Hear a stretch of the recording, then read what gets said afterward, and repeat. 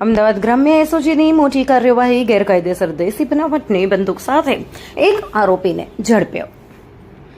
અમદાવાદ રેન્જના પોલીસ મહાનિરીક્ષક શ્રી રાઘવેન્દ્ર વત્સ તથા અમદાવાદ ગ્રામ્યના પોલીસ અધિક્ષક શ્રી ઓમપ્રકાશ જાટના માર્ગદર્શન હેઠળ જિલ્લામાં ગેરકાયદેસર હથિયારોનો ઉપયોગ કરતા ઇસમોને ઝડપી પાડવા માટે વિશેષ અભિયાન હાથ ધરવામાં આવ્યું છે. આ અભિયાન અંતર્ગત પોલીસ અધિક્ષકના માર્ગદર્શન હેઠળ એસઓજીના પોલીસ ઇન્સ્પેક્ટર શ્રી એસ.એન. રામાણીના નેતૃત્વમાં કાર્યવાહી કરવામાં આવી હતી. દરમિયાન એએસઆઈ મુકેશસિંહ દોલતસિંહ અને આર્મ્ડ પોલીસ ડ્રાઈવર મેરુભા ઘનશ્યામસિંહને ખાનગી બાતમી મળી હતી. બાતમીના આધારે ટીમે રોઠીકા ગામના પાટિયા ગામ તરફ જતા માર્ગ પર મીણગઢ ઠળિયાની બાવળની ઝાડીઓમાં નજીક દરોડો પાડી હાસમ જમાલભાઈ મોરી ગુંજાર તાલુકો ધંધુકા જિલ્લો અમદાવાદ રહેવાસી બગોદરાને ઝડપી પાડ્યો હતો.